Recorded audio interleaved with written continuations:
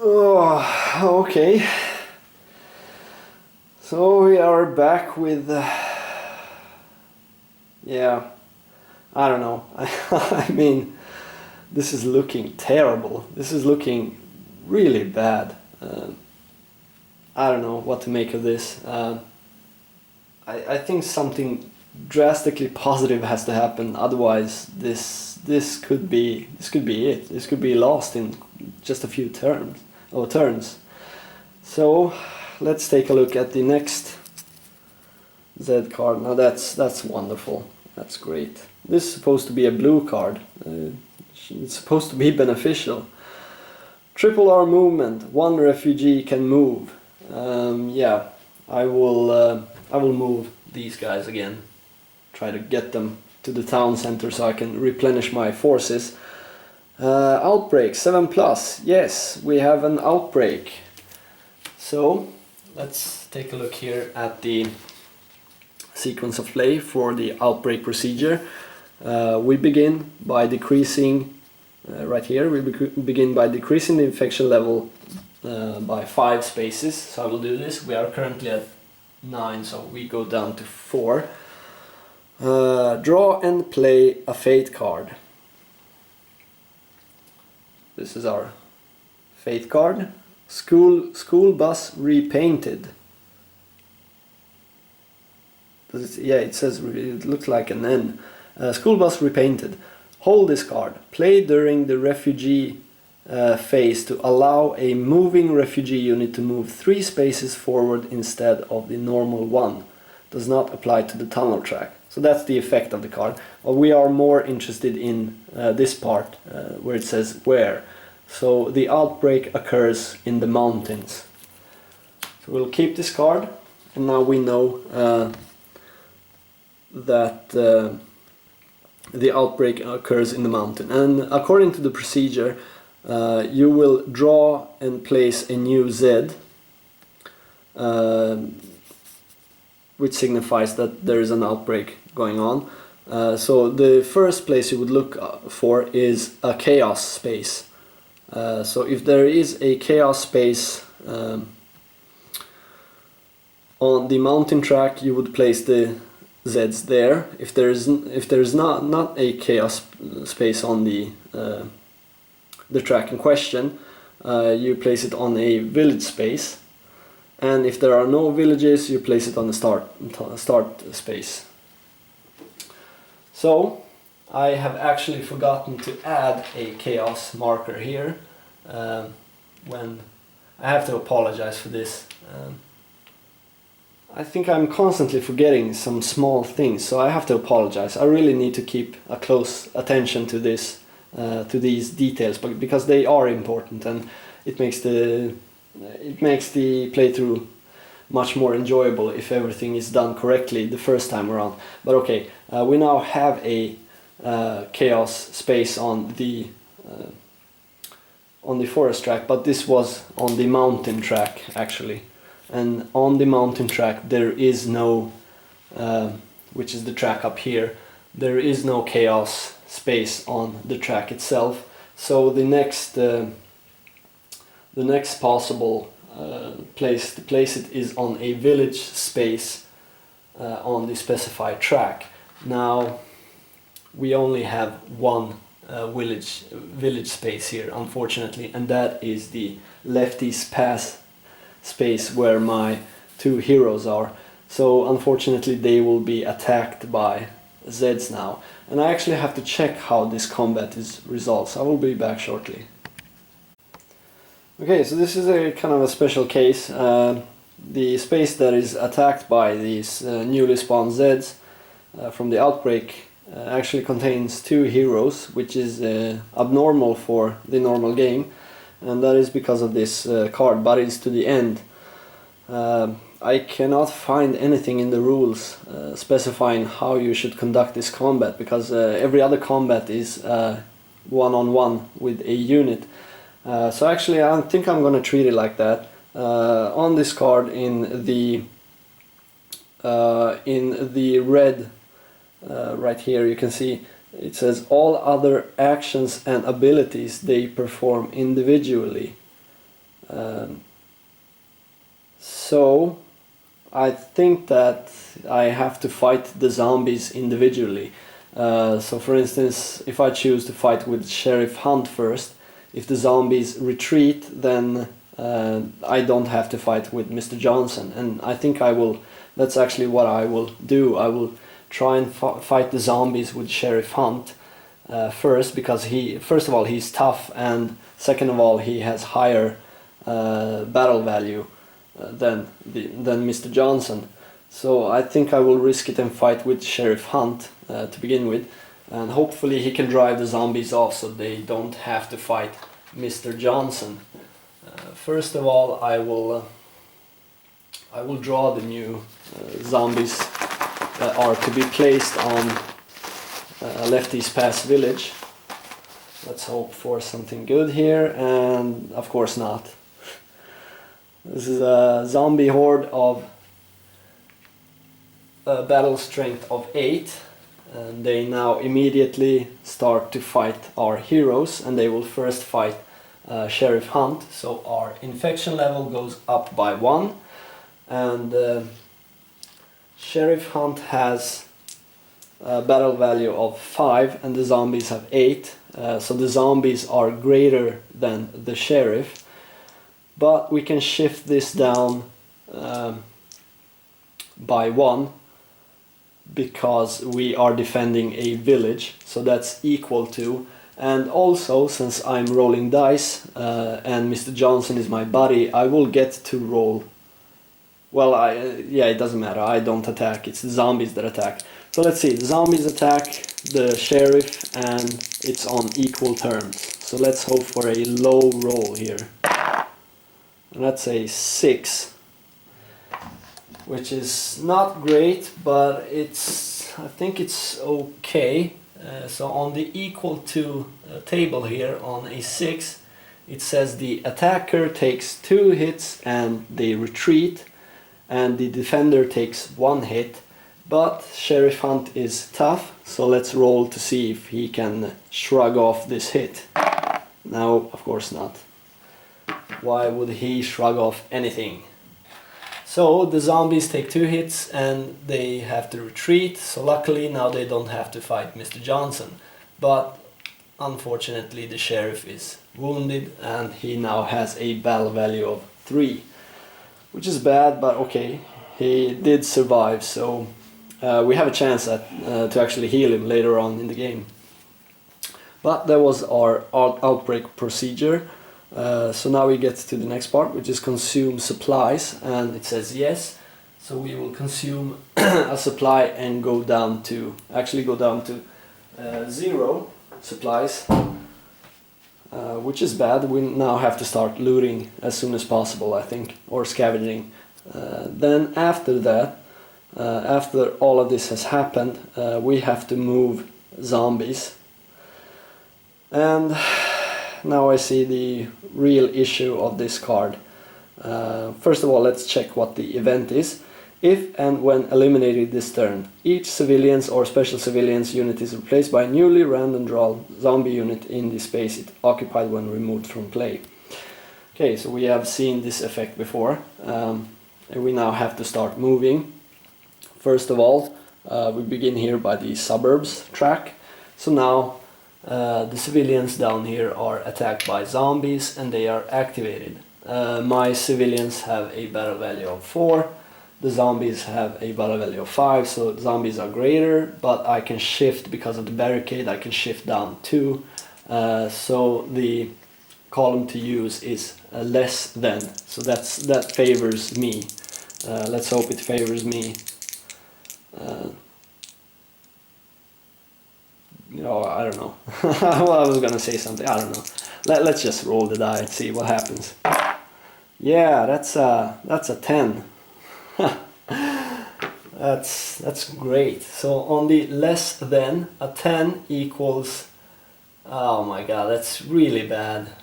Oh, it's 1 hit on the zombies, 2 hits on me, and I have to retreat, and my villagers now become active refugees and they also retreat. And in addition, a chaos marker is placed in East Iraq. So that was really bad. It was terrible. I also forgot to increase the infection level, so I will do that. Infection level is at 6 again. Then we get to the really bad part. The Zeds move in the mountain track as well. So the newly placed Zeds that just spawned, they will move in again to try and eliminate my heroes. And this time the sheriff has a battle value of 3, which is the same battle value as Mr. Johnson. But I'm hoping that his toughness can be of use this time around. And actually this time the columns to use are a bit different. The zombies have a value of 8 and the sheriff has a value of 3, so the zombies are more than doubly strong, so we use the double, and then we shift it down to greater than. So we roll again.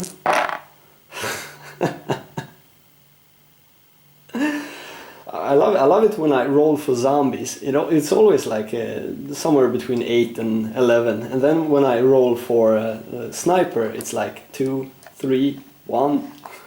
Well, 1 is not possible. Maybe it is when I roll it, but whatever. It's a 10 on the greater than. I can safely say that the sheriff is dead. The zombies do not take a single hit of damage. So, Sheriff Hunt, goodbye. Good sir. No, wait. That was stupid. I was too annoyed at the high roll that I actually forgot that Sheriff Hunt is tough. So, well, yeah, basically we have to roll really well now to survive. He will take 3 hits from this attack, so he has to roll 3 times to see. So I rolled the first 2. 1 is ignored, but the second one kills the sheriff. Well, goodbye sheriff. Sheriff is dead. Well, then... Again, I forgot the infection level. I have to do this immediately, otherwise I will forget it. So infection is at 7. I don't think the infection level increases with Mr. Johnson. This is the same fight. It just moves in order. So now the zombies will attack Mr. Johnson. And it's the... I wonder if that's true, or if Mr. Johnson would actually retreat now. I think Mr. Johnson will retreat, because... he is part of the stack with the sheriff. I didn't think of this. But he is part of the stack with the sheriff, and we lost the battle, so we should retreat. So I think actually that's what happens. Mr. Johnson will retreat. So the sheriff gave up his life for his best buddy, Mr. Johnson. And we now add yet another chaos marker. And it's beginning to look like the zombies are going to take this and win this scenario, but let's keep the hope up. I also forgot I forgot a chaos marker here as well. Whoa. But wait, there's more. The zombies move on the highway track as well. So we have yet another attack here at the... Well, there's nothing here. They just attack these poor civilians next to a barricade. Come on, you mindless freaks, leave me alone. We are now at infection level 8. And the zombies battle value 4, me battle value of 2. That's how it goes. They are doubly strong. And then we shift it down 2 columns to equal to. Okay, let's see. Let's roll an 11 here. 7. So on the equal to column, a 7 is 2 hits each and the zombies lose. So they retreat. They have 2 hits on them and I take 2 hits, flipping my civilians to the wounded side. Yeah, then we move these guys up and they will now form a stack of unkillable zombie hordes. And the final track, the tunnel track, I love this. I love this here. This is amazing. 2 actions. We will get 2 actions after all of this. Come on, game. Throw me a bone or something. Apparently not. Apparently not. But here we go. The tunnel track. The zombies advance. Go, go, zombies. And like I said, 2 actions. No civilian units were eliminated. Only a hero, and I don't think he counts. So okay, yeah, that was terrible. That was really bad. But okay, 2 actions. What to do with these 2 actions? What to do?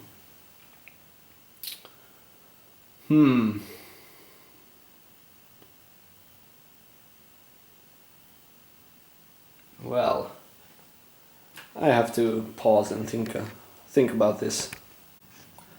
Welcome back to this nightmare. This is looking terrible. I mean, I stood here thinking about this for like 10 minutes, but I just cannot figure anything out. There are so many areas that I need to do something about, and I just don't have the actions or the time to do this. I'm short of supplies, so I have to scavenge. I have to protect these refugees. I have to protect these civilians. The zombies are closing in on 3 of the tracks, so I have to do something about them. There's just not enough actions. I have to protect Mr. Johnson. He's in harm's way. Yeah. Well, basically my most pressing the most pressing thing here is supplies. And can Mr. Johnson make it to the town center? 1, 2, 3, 4. Yes, he can. So he could go to the town center and try to scavenge some supplies, or I could take a gamble and roll on the farm here and see if I can get some extra supplies there, because I really think that I really have to get some supplies, because if you're if you have a shortage of supplies and you need to consume supplies, I think you take hits on 1 unit on the board, and that's just asking for trouble. Starting to take hits on the civilians that still can fight. So I think for my first action, I will try to scavenge some supplies at the farm here. So on a roll of 4 or 5 I get 1 supply, on a roll of 6 I get 2. Come on, come on. Okay, well, 1 supply. I can survive for 1 more turn, I guess. My last action, my last action. I have to protect Mr. Johnson. So he will go to the, well, maybe not to the town center per se. Yeah, he will go to the town center. He cannot shoot, he can only shoot to adjacent units, so even if he stays here, there's no guarantee that he can actually shoot at any zombies. Okay, well, those were my actions for the turn. Amazing actions compared to the zombies. I think they got the short end of the stick, but that's okay. Next card. Triple R movement. And before, oh my god, the doctor is in. This is the, it just keeps piling in. Come on. Well, before I forget here, I will use my fate card that I drew. Was it last turn or the turn before? It allows me to move a refugee unit 3 spaces instead of the normal 1. So I will use up this fate card to escort refugee units, and I will move these guys. They will move 1, 2 and to the town center. And let me take a look at these wounded civilians at the hospital. Yeah, I will immediately use my refugees. I will not even consider putting them in the camp. And when you, first of all, when the refugees arrive at the town center, you increase the infection level by 1. After that, you get to choose either to keep them in the refugee camp or to use them to re-equip civilians. So you get 2 actions to do that. So you can bring back a dead unit. So for instance, this guy was a dead unit in the hospital, so I can bring him back for one of those actions. And for the second action, I can re-equip him to his full strength size. So I will do this. I will bring him back and get him to his full strength size. Get back some extra needed help. Okay, so that was the RRR movement. Outbreak. No, a big no. Please, God, no. We are at infection level 9, but yeah. Consume supplies. No, well that's okay. Zeds movement. Oh, wait a minute. First of all, the outbreak has a black bordered circle on it, so the event happens here. And this is the new edition for this second edition, Dawn of the Zeds. It says, at the beginning of the outbreak phase, roll a dice to place both the Dr. Mortuus unit and on his active side and the Ravager Super Zeds unit on its one side, which is its full strength size. And then you have some different die results. So let's roll for these. The Doctor is in, good folks. The Doctor is in. And he's in at 5. What does 5 mean? Chromotechnics lab space. That is down here. And once again, I forgot to add a chaos marker. I think you can add chaos markers down here too, because these are namespaces. I've only played this scenario once, so I'm not that familiar with the tunnel expansion, or what to call it. But yeah, the Doctor is in down there apparently. He's at the lab doing something. Here he is. Looks mad, like a mad scientist. So he's down here, and his Super Z unit, the Ravagers, accompanying him. The Doctor does not move. We can arrest the Doctor. That's why the card said on its active side up. So we can go down there and arrest him. And you can interrogate him to gain extra research points. to tell you the truth, I'm more concerned about zombies chewing my backside than I am with some crazy Doctor down in the tunnel area. And I think I have to pull these units, these green diamond security guards. I think I have to pull them out of the tunnel. This is impossible. I cannot defend the surface. My units are dying or are really weak right now, so I have to do something. But okay, the Doctor is in. Zeds movement, obviously. They move. So first we have this ginormous mob here of 12 Z units. They have a strength of 12. Oh my god. Yeah, I would say that my little civilian survivor does not stand a chance. But okay, let's do this anyway. Sadly, or maybe luckily, the hand-to-hand track does not go farther up than to triple, so they will still use the triple result. First of all, we increase the infection level, and it's now at 10, which is the maximum infection level possible. And then they attack, like I said, they use the triple, but I have a barricade there, so that will be shifted down to greater than.